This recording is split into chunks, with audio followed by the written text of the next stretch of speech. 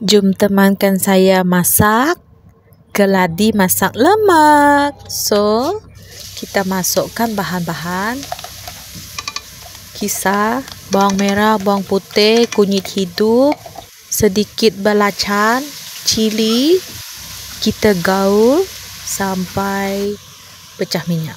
Masukkan serai, masukkan air, asam keping, perasa, garam kasar, kita punya keladi.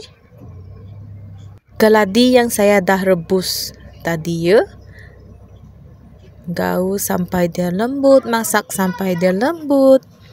Masukkan daun hirisan ketumbar Jawa dengan hirisan daun kunyit. Last sekali kita punya main bahan ialah santan. Thank you for watching. Semoga kamu orang meliuk. Pergilah kamu orang masak. Bye.